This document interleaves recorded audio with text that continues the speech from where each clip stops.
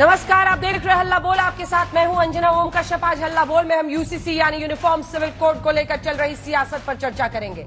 UCC सालों से BJP के एजेंडे में शामिल रहा है। अब मोदी सरकार इसको लाने की तैयारी कर रही है और एक देश एक कानून की तरफ पूरे देश को ले जाने की बात वो लगातार कर रहे हैं। एक देश एक कानून की तरफ भारतीय जनता पार्टी और मोदी सरकार अगर आगे बढ़ रही है तो इसके मायने क्या है, लेकिन इसी के साथ तमाम सियासी पार्टियां उलझन में है कि वो अपना स्टैंड इस पर क्या रखें। इसी में जहां कांग्रेस पार्टी पूरी तरह से साफ नहीं कर रही है, कई पार्टियां प्रारूप का इंतजार कर रही है। यूसीसी पर एनसीपी प्रमुख शरद पवार का बयान आइए आपको सुनाते हैं। शरद पवार का कहना है कि सिखों ईसाइयों के मन में कई सवाल हैं और ये लगभग वही बात है जो तमाम राजनीतिक पार्टियां कह रही है। यूसीसी के समर्थन में नहीं है सिख और ईसाई, यानी जब बात अल्पसंख्यकों की होती है तो मुस्लिम समुदाय का जिक्र नहीं बल्कि सिख और ईसाई समुदाय के मन में कई सवाल है, ये कहते हुए शरद पवार। इसके भी अपने मायने हैं, लोगों के मन में सरकार के प्रति नाराजगी, ये कहना है शरद पवार। तो आइए चर्चा की शुरुआत करते हैं। सुधांशु त्रिवेदी जी, पहला सवाल आप ही से है और वो सवाल यही है जो तमाम राजनीतिक पार्टियां पूछ रही हैं कि लाने की मंशा नहीं है आपकी, आप इसको 24 में भुनाना चाहते हैं और इसीलिए चुनावों के एन पहले एक तो 4 राज्य आपके लिए अहम है और उसके बाद से 24 का लोकसभा चुनाव भी है, सिर्फ यही भुनाने के लिए। और लगता है ऐसा ही, आप लोग कहते तो है कि मुसलमानों को देश में अन्य पार्टियां डरा रही हैं, लेकिन जब आप सीधा बहुविवाह पर टारगेट करते हैं तो क्या आप मुस्लिम समुदाय को टारगेट नहीं कर रहे हैं? अंजना जी, आपकी बात से ही मैं बात निकालता हूं। जो लोग ये कहते हो कि बहुविवाह को टारगेट करते हैं, मतलब मुस्लिम समाज को टारगेट करते हैं, यानी 21वीं सदी की इस दुनिया में खड़े होकर वो ये कहते हैं कि बहुविवाह का अधिकार होना चाहिए, यानी महिलाओं की हैसियत यह होनी चाहिए। अब इसके बाद अंतर समझ लीजिए क्या है। इसीलिए तो मैं कहना चाहता हूं, स्वतंत्रता का अमृत काल आ गया, अमृत महोत्सव वर्ष पूर्ण हो गया, मगर स्वतंत्रता के समय की ब्रिटिश कॉलोनियल लीगेसी के तमाम एजेंडा ऐसा दिमागों में फितूर की तरह चढ़े रहे कि वो जाके अब 2019 के बाद जब हमें वो शक्ति मिली कि हमें दोबारा बहुमत मिला और राज्यसभा में भी हमारी इतनी पर्याप्त संख्या हुई जो 2014 से 19 के बीच में नहीं थी कि हम कर सके, धारा 370 टेम्परेरी एंड ट्रांजिएंट लिखा गया था। कहते हैं चर्चा करो चर्चा करो चर्चा करो, 67 साल चर्चा होती रही, 70 साल चर्चा होती रही। राम जन्मभूमि का विषय चर्चा करो, समाधान ऐसे निकलेगा, चर्चा करो। वैसे ट्रिपल तलाक चर्चा करो, मतलब 3 तलाक पर भी बहस हो रही थी। और आज कहा जा रहा बहुविवाह का मतलब मुसलमानों को टारगेट करना है, इसीलिए मुसलमानों को उस स्थिति में जाकर पहुंचाया। मैं एक ईमानदारी से बात कहना चाहता हूं, यदि सबको जनधन योजना मिले, इसमें कोई किसी को समस्या नहीं है, सबको आयुष्मान भारत में स्वास्थ्य कवर मिले, सबको उज्ज्वला योजना में सब कुछ मिले, सबको नल से जल मिले, सबको बिजली पानी सड़क मिले, मुस्लिम समाज के 70% लोग हैं जिन्हें किसी न किसी एक योजना का लाभ अवश्य मिला, यह समानता है। सबका एक समान दंड भी हो, यानी चोरी करना हो, यदि हत्या से लेकर चोरी डकैती सबके ऊपर एक समान कानून लागू हो, तो उसके बाद अगर सिर्फ इतना कह दिया जाए कि रजिस्ट्रेशन कराना पड़ेगा, एक पत्नी एक पति का सिद्धांत लागू हो जाए, तो इसमें क्या समस्या है? और यहां समस्या की भी मैं बात कहूं, ये समस्या उठाई किसने? मैं पूछना चाहता हूं, विधि आयोग ने सबसे सजेशन मांगे। हमारे विरोधी लोग कहते मसौदा कहां है, मसौदा कहां है। विधि आयोग बाकायदा एक कॉन्स्टिट्यूशनल संवैधानिक आयोग है जिसने सुझाव मांगे, 14 जुलाई तक दीजिए सुझाव, मगर बगैर सुझाव मांगे प्रतिक्रिया कौन दे रहा है? सिर्फ 3 प्रकार के लोग दे रहे हैं अंजना जी, मुस्लिम पर्सनल लॉ और ये सेकुलर दल और कट्टरपंथी जमात, बस और कुछ नहीं। इसका मतलब बहुत साफ है कि मुस्लिम समाज के कुछ कट्टरपंथी समूह जो महिलाओं के अधिकारों को दबाकर रखना चाहते हैं, उनके माध्यम से मुस्लिम वोटों की तिजारत कितनी आसानी से की जा सके, इसके लिए सेकुलर दलों के बीच की यह जवाबी कव्वाली है। बस इतना ही इसका लेना देना है, अन्यथा न इसका संविधान से लेना देना है, न संविधान निर्माताओं की भावना से, न सर्वोच्च न्यायालय की भावना से, न समानता की भावना से, न सेकुलरिज्म की भावना। संजय जी, आप किस ग्रुप में आते हैं? उन्होंने 3 श्रेणियां रखी हैं। एक तो वो कह रहे हैं जो कट्टरपंथी हैं, दूसरा वो कह रहे हैं देखिए सर्वोच्च न्यायालय और संविधान के प्रति इतना सम्मान आपके कार्यक्रम में अभी सुधांशु जी ने जताया, मेरा तो मन भावुक हो गया उनकी बात सुन के। कितना सम्मान है उनके मन में संविधान के प्रति। भारत के संविधान के मुताबिक इस देश की सर्वोच्च न्यायालय की 5 जजों की खंडपीठ ने दिल्ली सरकार को एक फैसला दिया, 8 दिन के अंदर अध्यादेश, एक काला अध्यादेश लाकर उसको इन्होंने पलट दिया। इनका संविधान के प्रति सम्मान है, इनके मन में संविधान और सर्वोच्च न्यायालय के प्रति कोई आस्था है। छोड़ दीजिए इसकी बात। अब आते हैं यूसीसी के ऊपर। निश्चित रूप से उन्होंने बिल्कुल सही बात कही और मैं धारा 44 आपके सामने पढ़ के कहना चाहूंगा। बिल्कुल ठीक बात उन्होंने कहा। देश के संविधान की धारा 44 यह साफ तौर पे कहती है कि राज्य भारत के पूरे क्षेत्र में नागरिकों के लिए एक समान नागरिक संहिता को सुरक्षित करने का प्रयास करेगा। यानी संविधान सरकार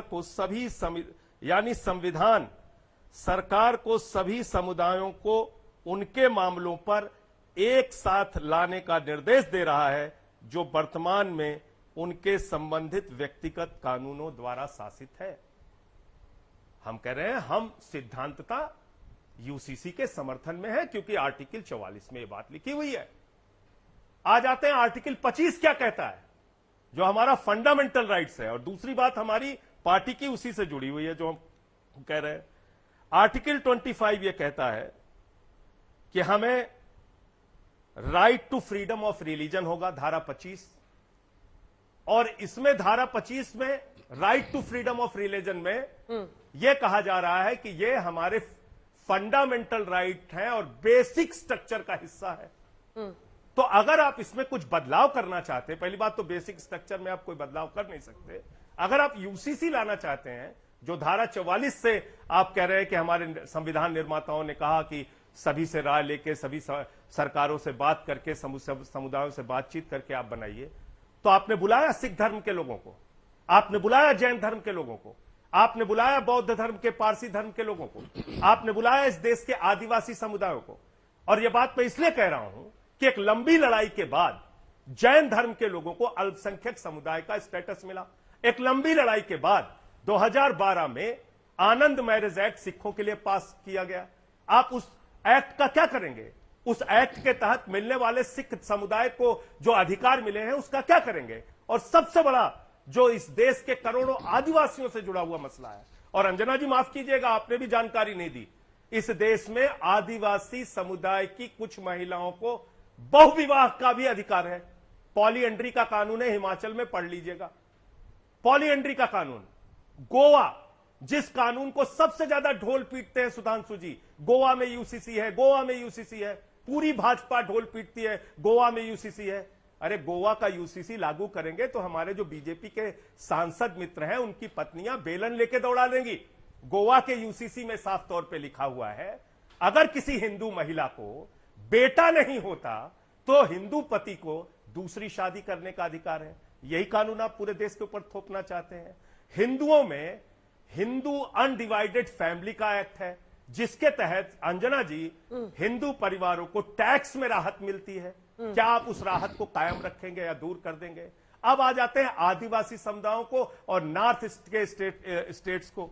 371 का कानून है, जिसमें क्या कहा गया है? साफ तौर पे कहा गया है अंजना जी, मिजोरम में 371 है, जिसमें कहा गया इस कानून के मुताबिक भारत की संसद मिजोरम की विधानसभा की मंजूरी के बिना मिजो समुदाय से जुड़ी रीति रिवाजों, उनके प्रशासन, उनके न्याय के तरीकों, उनके जमीन से जुड़े मामलों व कानून को नहीं बना सकेगी, कोई छेड़छाड़ नहीं कर सकेगी। 371A, इसके मुताबिक भारत की संसद बिना नागालैंड की विधानसभा की मंजूरी के नागा धर्म से जुड़ी सामाजिक परंपराओं, पारंपरिक नियमों, कानूनों, नागा परंपराओं द्वारा किए जाने वाले न्यायों और नागाओं की जमीन के मामलों में कानून नहीं बना सकती। ये सारे राइट्स का क्या होगा? आपने नॉर्थ ईस्ट के स्टेट से बातचीत की, आपने बौद्ध धर्म गुरुओं से बातचीत की, आपने जैन धर्म गुरुओं से बातचीत की, जिनके यहां संथारा की प्रथा है, आपने बातचीत की उनसे। आपने आदिवासी समुदायों को जो राइट्स मिले हैं इस देश के अंदर, उनसे बातचीत की आपने। आपके मन में 9 साल तक इस कानून में अगर आपकी वाकई मंशा होती इस कानून को लागू करने के लिए, तो इन समुदायों के साथ बातचीत करके आप एक कंसेंसस बनाते। अभी देखिए उन्होंने आपके सामने कितनी बारीकी से कहा कि भाई देखिए, एक विधि आयोग है, इन्हीं से पूछिए, मैं नहीं पूछूंगा। 2018 में इनके विधि आयोग के जो चेयरमैन थे उन्होंने क्या कहा था, इनकी ही सरकार के। मैं नहीं बोलूंगा अंजना जी, क्योंकि मैं बोलूंगा तो मैं तो राजनीति करने लगूंगा। विधि आयोग के चेयरमैन ने जो सबकी राय ली थी एक बार पहले यूसीसी पे, उस चेयरमैन का क्या वक्तव्य है यह आपके सामने अभी अपने सुंदर वक्तव्यों से आदरणीय सुधांशु त्रिवेदी जी बताएंगे। तो इसलिए आप किसको गुमराह कर रहे हैं? आप इस देश के सिखों का, जैन धर्म के लोगों का, बौद्ध धर्म के मानने वाले लोगों का, आदिवासियों का अधिकार सुरक्षित रखना चाहते हैं, छीनना चाहते हैं। उनको समानता का अधिकार कैसे देना चाहते हैं, समान कानून कैसे बनाना चाहते हैं? कृपा करके उनसे बातचीत तो विविधताओं का देश है सुधांशु जी, ठीक है, ठीक है, विविधताओं का देश है। राइट से right to freedom of religion, right to freedom of religion fundamental right है हमारा। देखिए, कई ऐसे आदिवासी समुदाय हैं जो अपने रीति रिवाज से चलते हैं, उन सब पर कैसे थोप पाइएगा? देखिए, वैसे तो व्यक्तिगत टिप्पणियां मैं अवॉइड करता हूं। जैसे इन्होंने कहा बड़े सुंदर ढंग से बताएंगे, तो संजय जी मैं सुंदर ढंग से बताना चाहता हूं कि विधि आयोग से ऊपर होता है सर्वोच्च न्यायालय, जो कम से कम आधा दर्जन बार कह चुका है कि यह लागू होना चाहिए। 10 से अधिक बार राज्यों के उच्च न्यायालय कह चुके हैं, और उनके भी ऊपर है संविधान, जिसमें आर्टिकल 44 में लिखा है, और उनके भी ऊपर है संविधान बनाने वाले संविधान सभा की बैठक में 23 नवंबर 1948 बाबा साहब अंबेडकर ने यह बात कही कि मैं यह समझ नहीं पा रहा हूं कि जब 1939 से पहले, यानी अंग्रेजों के जमाने में, जो आज बांग्लादेश और पाकिस्तान बन गए, उन इलाकों में भी सामान्य कानून लागू था, तो अब लागू करने में क्या समस्या है? अब आप अपने मस्तिष्क पर जोर डाल के बताइएगा कि आप किसको अधिक वो देते हैं। खैर, अब व्यक्तिगत से हटकर एकदम तकनीकी बात के ऊपर आते हैं। भाई, विधि आयोग ने सबसे सलाह मांगी है। अब आप कह रहे हैं इनसे पूछा कि नहीं, तो आप डिफाइन करके बता दीजिए कि जैन समाज के कौन प्रतिनिधि है।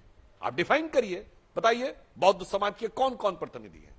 जैसे मुस्लिम पर्सनल लॉ बोर्ड है, उसने अपने आप बोल दिया। अब बहुत से मुसलमान कहते हैं कि मुस्लिम पर्सनल लॉ बोर्ड अकेला उनका प्रतिनिधि नहीं है। तो मेरे भाई, जो आप लोग जो ये जलेबी बनाने की कोशिश करते हैं, इनसे पूछो, उनसे पूछो। विधि आयोग ने कहा जी हम सबसे पूछ रहे हैं, क्यों किसी को सिर्फ एक प्रतिनिधि को अधिकार होना चाहिए? क्यों सिर्फ सांसद को यह अधिकार होना चाहिए अपना विचार देने का?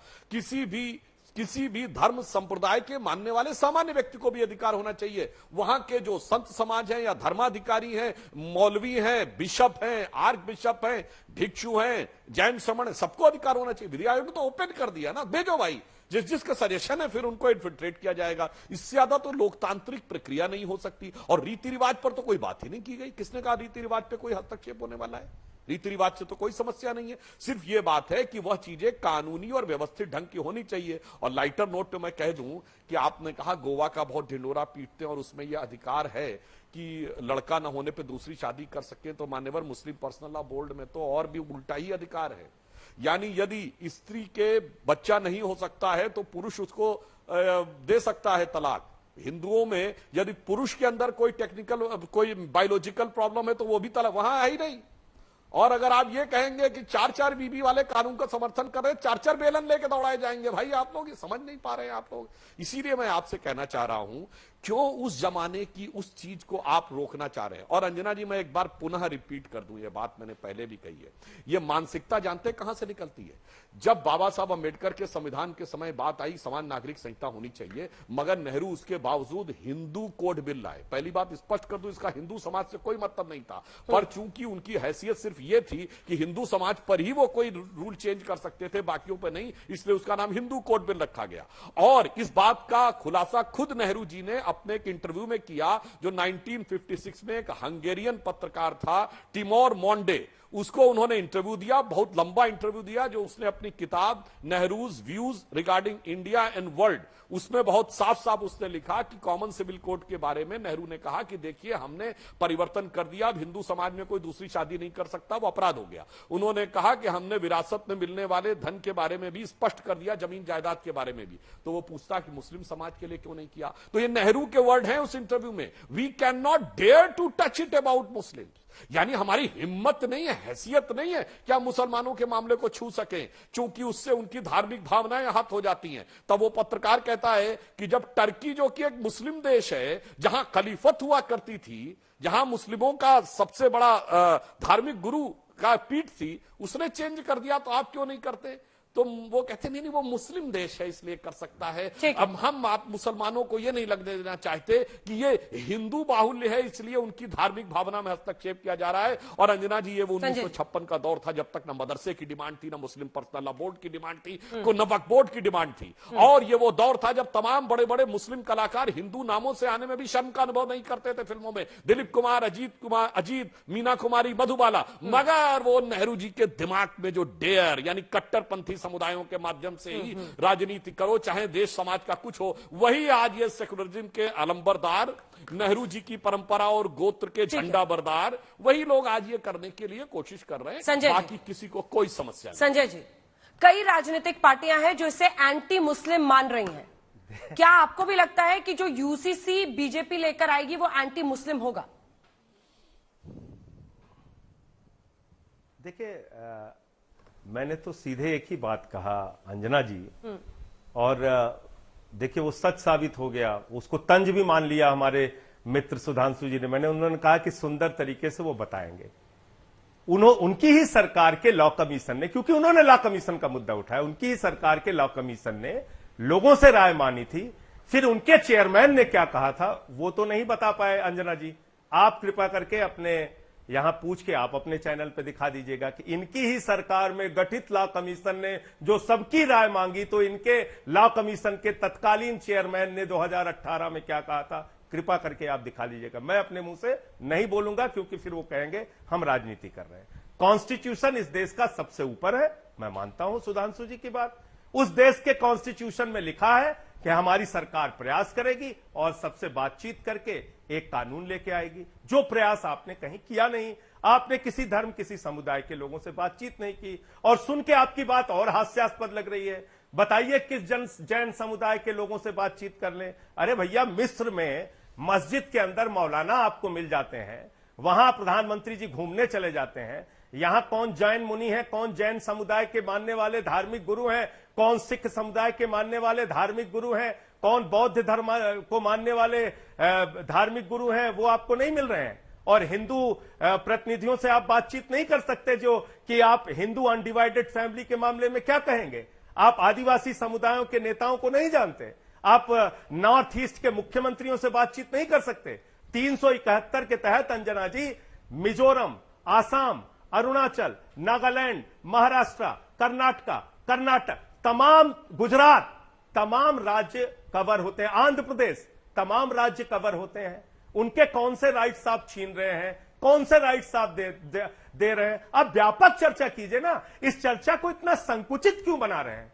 इस चर्चा को एक धर्म तक आप क्यों सीमित कर रहे हैं? आप इसको ब्रॉडर बनाइए। सभी जातियों से, सभी समुदायों से, सभी धर्म के लोगों से बात कीजिए। इस देश में करोड़ों की संख्या में आदिवासी हैं। आपके किसी गलत फैसले से उनका अधिकार छिन जाए। हमारे करोड़ों संख्या में हिंदू लोग हैं, उनका हिंदू अनडिवाइडेड फैमिली का एक्ट है जिसके तहत उनको टैक्स में छूट मिलती है। आपके इस कानून से वो उस अधिकार से वंचित हो जाए। और गोवा में आपकी सरकार है मान्यवर। हम वहां के कानून की आलोचना या निंदा करने वाले कोई नहीं होते। वहां पे एक कानून बना है, वहां के लोग उससे खुश हैं, नाराज हैं, उनसे आप पूछ लीजिए। उसके बाद उसमें, क्योंकि जब आप ये बदलाव लाएंगे तो गोवा के कानून में भी आपको बदलाव करना पड़ेगा। तो क्या गोवा के भाई, हिंदू भाई, आपके इस यूसीसी के लिए तैयार है? जो उनको राइट्स मिले हैं वो आप छीनने जा रहे हैं, उसके लिए तैयार है? या आप पूरे देश में हिंदुओं को दो शादी करने का अधिकार देने जा रहे हैं? ये देश आपसे मान्यवर हाथ जोड़ के जानना चाहता है, बड़ी विनम्रता पूर्वक आपसे जानना चाहता है। आप गुस्सा मत होइए, आप नाराज हो जा रहे हैं बात बात पे। यूसीसी लागू करने की 1 इंच भी आपकी मंशा नहीं थी। राजनीति करने की मंशा है, वो खुल के बोलिए, हम लोग मान लेंगे। 80-20 करने के लिए लाए हैं क्या यूसीसी पर बहस? और जो सबसे प्रमुख एजेंडा है भारतीय जनता पार्टी का, सबसे जो प्रमुख एजेंडा है बीजेपी का, यूसीसी, वो 10 महीने पहले आपको याद आया। 9 साल में आपने कुछ नहीं किया। तो ये सवाल है कि 19 से 23 तक क्या कर रहे थे सुधांशु जी? ठीक है संजय जी, आपके मैं सवाल पूछ रही हूँ। 19, आप पहले कह रहे हैं ना हमारे पास पूर्ण बहुमत नहीं था। 19 से 23 तक क्या कर रहे थे?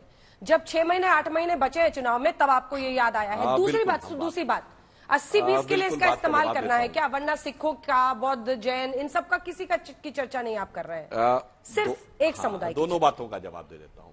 पहले एक बात कह दूं, देखिए फिर हमारे मित्र संजय जी के मुंह से बात निकली गई कि क्या हिंदू भाइयों का वो अधिकार छीन लेंगे दूसरी शादी करने का जो गोवा मिलेगा। मतलब घुमा फिरा के जो सेकुलर दल हैं, मैं सिर्फ संजय जी की बात नहीं कर रहा हूं, इनकी पार्टी और तथाकथित सेकुलर दल, मतलब वो दूसरी शादी पता नहीं क्या दिमाग में ऐसा चढ़ा हुआ है कि वो अधिकार जरूर है। क्यों रहना चाहिए भाई, जब सबके लिए हो गया है तो वो जब तय होगा तो सबके लिए एक होगा। अब दूसरी बात कहते हैं, जो आपने ये कहने का प्रयास किया कि 80-20 की हम बात कर रहे हैं, तो हम 80-20 की बात नहीं कर रहे हैं, 80-20 की बात ये लोग ये कर रहे हैं। ये बताइए माइनॉरिटी में 80% कौन है? मुस्लिम है ना, बाकी तो कोई आपत्ति नहीं कर रहा है। क्रिश्चियंस ने कोई आपत्ति की है?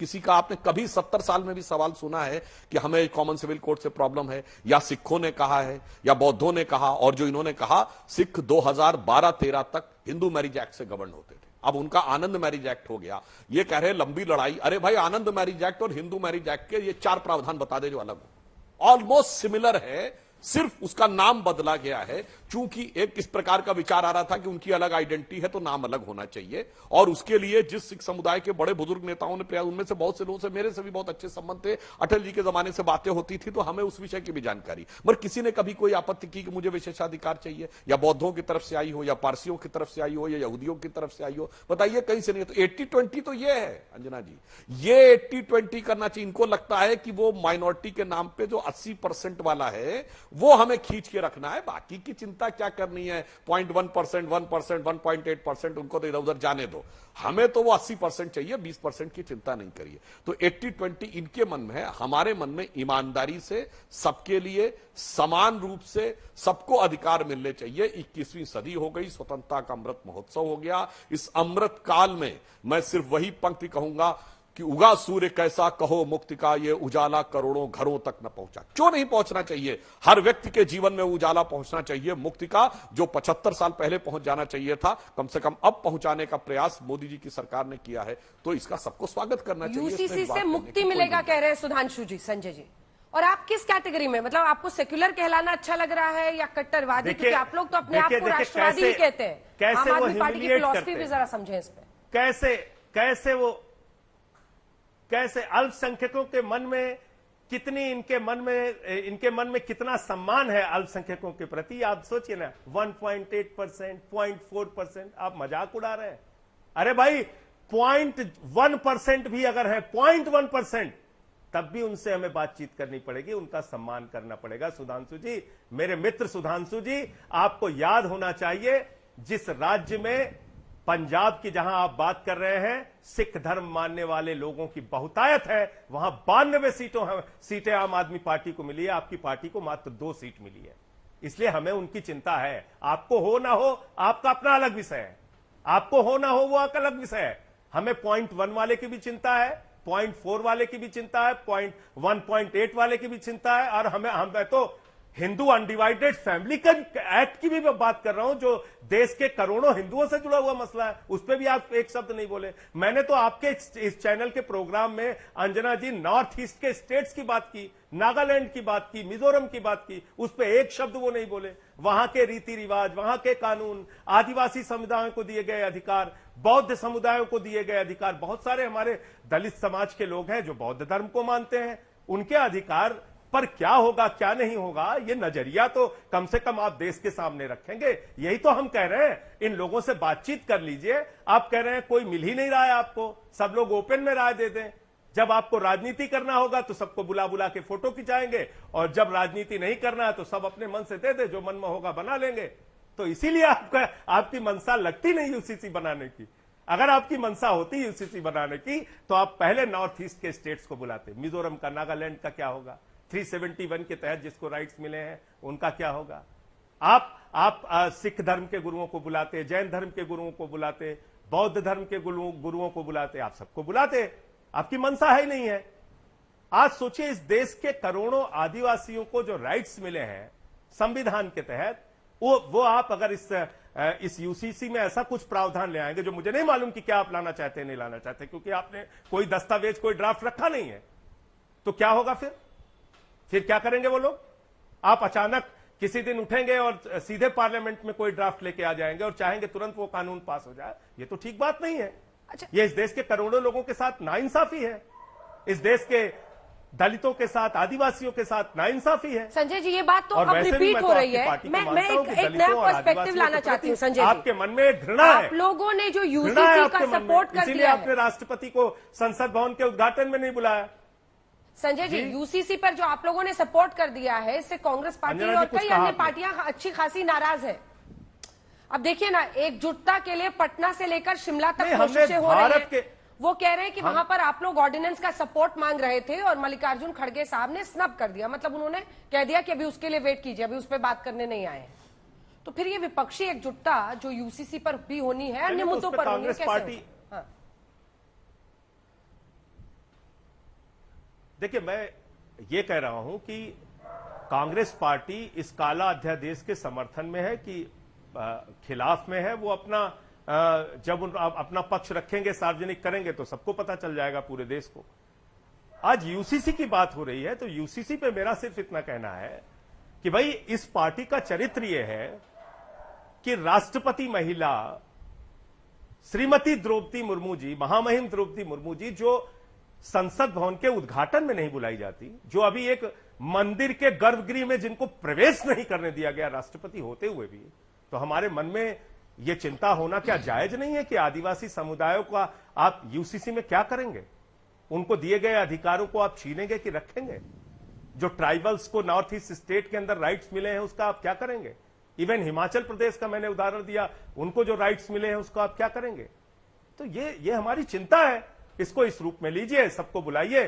और जहां तक आर्टिकल 44 की बात है, देश के संविधान निर्माताओं ने कहा है कि समान नागरिक संहिता पर सरकार को पहल करके, सभी पक्षों से बातचीत करके इस पर एक कानून बनाना चाहिए। उसका हम समर्थन करते हैं। करिए आप प्रयास, सबको बुलाइए, तो बातचीत तो कीजिए सुधांशु जी।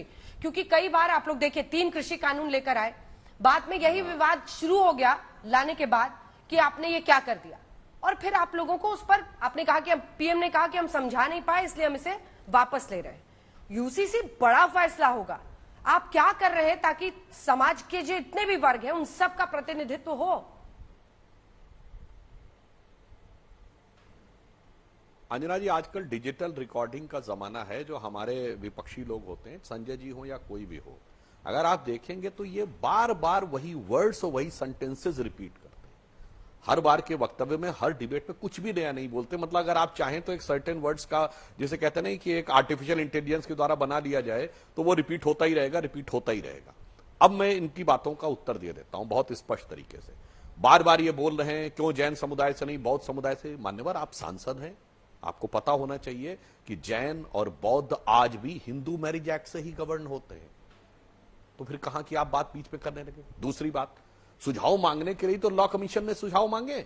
ये कानूनी मामला है, तो बेहतर होगा कि लॉ कमीशन, जिसके चेयरमैन एक रिटायर्ड चीफ जस्टिस हैं, उनको आप भेजिए और उसके बाद उनकी तरफ से फिल्टर होकर जो सरकार के पास आएगा, तब फिर इस विषय पे संसद में विचार होगा। इसमें किस प्रकार की समस्या? अब कह रहे हैं जी वो ट्राइबल्स के रीति रिवाज और SC ST के रीति रिवाज या कोई भी, अरे रीति रिवाज का यहां कहां पे लेना देना है?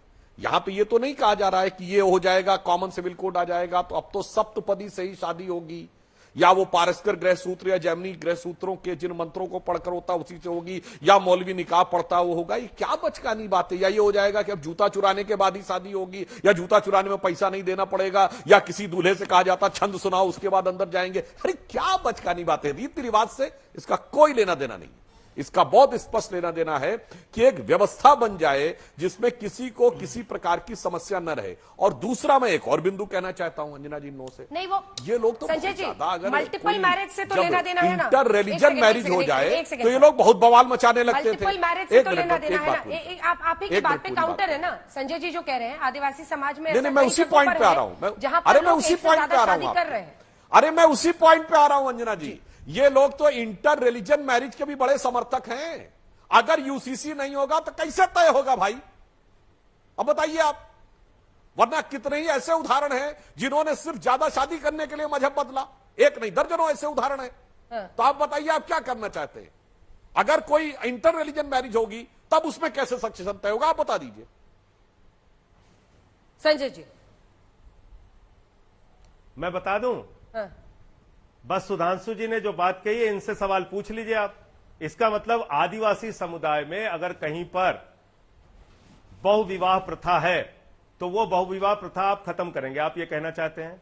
पूरा देश आपको सुन रहा है, बताइए सुधांशु जी, वो प्रथा आप छीनना चाहते हैं? सुधांशु जी, आप मैं जवाब दे दूं? माइनॉरिटीज के सब्सिडी के भी खिलाफ हैं, तो जैन धर्म के बच्चों को जो स्कॉलरशिप मिलती है, बौद्ध धर्म के बच्चों को जो स्कॉलरशिप मिलती है, सिख धर्म के बच्चों को जो छूट और स्कॉलरशिप मिलती है, क्या आप वो भी छीनना चाहते हैं? काहे रिपीट कर रहे हैं आप भाई? जो मैं जवाब दे माइनॉरिटीज दूंगा। को आप घुमा फिरा के बात मत कीजिए, आप साफ साफ बताइए 371 में नॉर्थ ईस्ट स्टेट को जो स्पेशल राइट, उनकी परंपराओं को, अरे सुन तो लीजिए सर, उनके जमीन के संबंध में, उनके अपने कानूनों के नियमों के संबंध में, उनकी परंपराओं के संबंध में जो अधिकार हैं वो आप समान कर देना चाहते हैं? वो पूरे देश में अब समान होंगे? यही तो मैं आपसे पूछ रहा हूं, आप बताइए, समान होंगे या बातचीत करेंगे आप?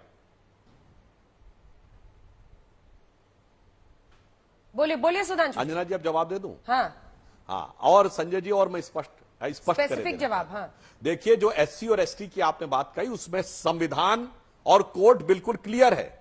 जो एससी है वो जीवन भर एससी ही रहेगा। कोर्ट के अनेक निर्णय हैं कि एससी महिला ने गैर एससी से शादी की तो वो नॉन एससी नहीं हो गई, या नॉन एससी महिला ने एससी शादी की तो वो एससी नहीं मानी गई। इस पे बिल्कुल संविधान और कोर्ट क्लियर है। मगर धर्म के मामले में ऐसा नहीं है मेरे भाई। धर्म में धर्म परिवर्तन का अधिकार है, जाति परिवर्तन का अधिकार नहीं है।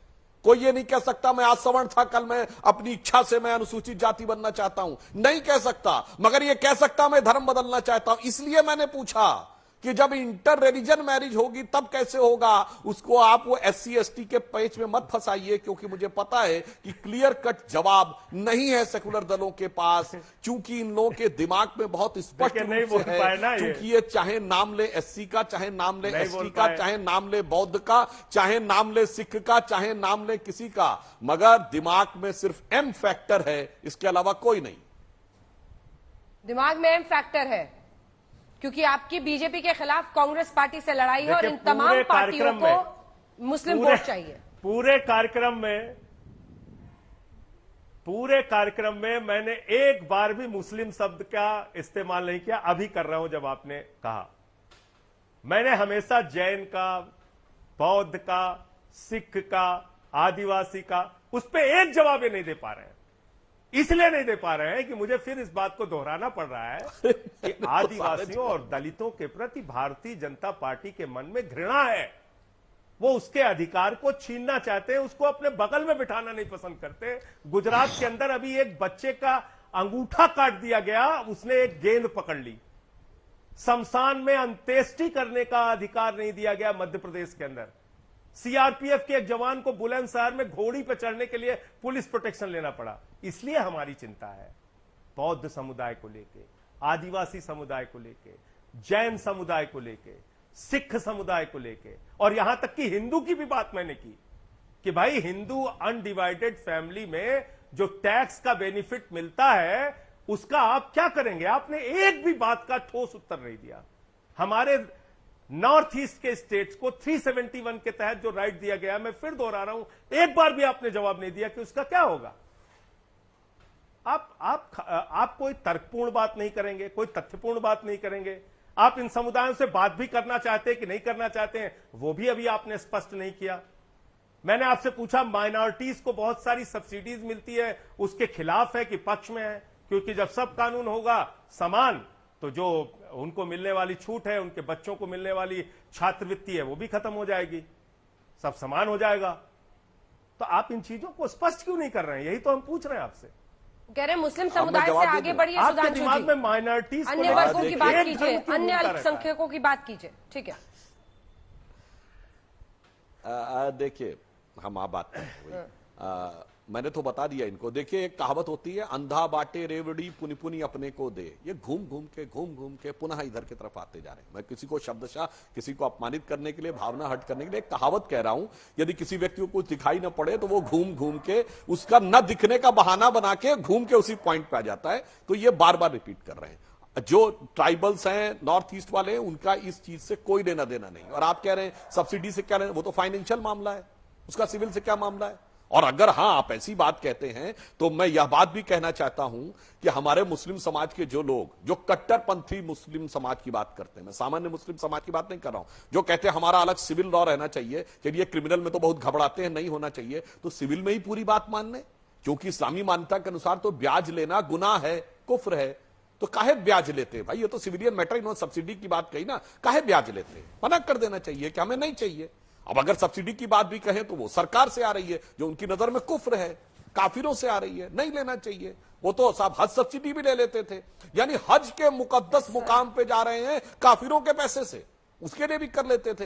तो मान्यवर जो आप कहना चाह रहे हैं वो बारी बात समझाइए। और मैंने आपसे कहा कि आप जिनको माइनॉरिटी कर रहे हैं, आप सांसद हैं, आपकी पार्टी को पता होना चाहिए कि जैन और बौद्ध हिंदू मैरिज एक्ट से ही गवर्न होते, काहे नहीं समझ में आया आपको?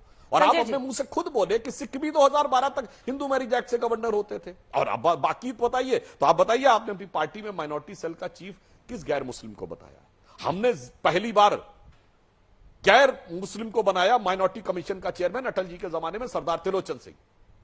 हमारे यहां जैन भी रहे हैं माइनॉरिटी सेल के चेयरमैन, ऐसा नहीं था। माइनॉरिटी मंत्री भी हमने बनाए हैं गैर मुस्लिम। और आपको वही 80-20 एक नजर आता है सर, बस बाकी संजय जी जल्दी से कंक्लूडिंग रिमार्क कि हम बाकियों का अपमान कर रहे हैं तो कोई बात नहीं। संजय जी क्या हम माने आप साथ खड़े हैं बीजेपी के, क्योंकि यूसीसी को इन प्रिंसिपल आप अप्रूव कर रहे हैं, प्रारूप को लेकर आएंगे, बहस होगी, लेकिन क्या आप साथ खड़े हैं? कौन विरोध में खड़ा है? क्योंकि कांग्रेस यही कह रही है कि देखिए बी टीम थे ये, जैन धर्म के प्रति, जैन धर्म के प्रति और जैन धर्म के व्यक्ति को सम्मान देने के प्रति और जैन धर्म को मंत्री और कमीशन का चेयरमैन बनाने के प्रति इतनी इनके मन में श्रद्धा है। और हमने एक सत्येंद्र जैन, जो पिता के मरने पर भी दिल्ली में कोरोना के लिए लोगों की मदद कर रहा था, निकल के उसको मंत्री बनाया, स्वास्थ्य मंत्री बनाया, जिन्होंने मोहल्ला क्लिनिक का मॉडल दिया, उसको आपने जेल में सड़ाया। 36 किलो वजन कम हो गया उस आदमी का। संजय जी अब इसमें ये मामला कहां से आ गया? आपने जवाब ही नहीं दिया, एक एक लाइन का जवाब ले लेने दीजिए जल्दी से, एक एक लाइन याद आया संजय जी। अब मैं इनसे फिर कह रहा हूं, अब अल्पसंख्यकों के मामले में आप एक मंत्री का नाम कोट करके, मेरी बात पूरी नहीं हुई, पूरी कीजिए ना संजय जी। लेकिन नहीं, मैं बात अपनी पूरी नहीं कर पाया। करिए जल्दी से, 2 लाइन सर। हाँ, मैं ये कह रहा हूं कि आपके दिमाग में सिर्फ एक धर्म के लोगों की चर्चा आप क्यों करते हैं? आप इस देश के अदर माइनॉरिटीज पे, आदिवासियों पे जवाब क्यों नहीं दे रहे हैं? अब तक 371 के राइट्स पे अब तक आपने क्यों नहीं बोला कि वो खत्म रहेगा कि बचेगा, कि उनको जो अपने हिसाब से रीति रिवाज के कानून के हिसाब से जो अब तक चल रही है कि उन पे हिंदू कोड पहले से लागू हो रहा है, वो लागू हो रहा है। की जलेबी क्यों घुमा रहे हैं? नहीं तो एक सवाल यह है कि भाई जैन धर्म के लोगों को, अल्पसंख्यक समुदाय का आप बार-बार जलेबी घुमा रहे हैं, उसके तहत जो जैन, बौद्ध और 2000 से पहले सिख, ये तो वैसे ही हिंदू कोड बिल से गवर्न हो रहे थे। इसी के साथ इस बहस का अंत करना पड़ेगा। आप दोनों को बहुत धन्यवाद हमारे साथ जुड़ने के लिए। यूसीसी एक बड़ा मुद्दा, लेकिन 24 के लिए सिर्फ दाव है या फिर वाकई लाने की मंशा है सरकार की? और अगर आता है तो क्या प्रारूप होगा, क्या तस्वीर सामने आएगी, इस पर रहेगी हमारी नजर। देखते रहिए आज तक।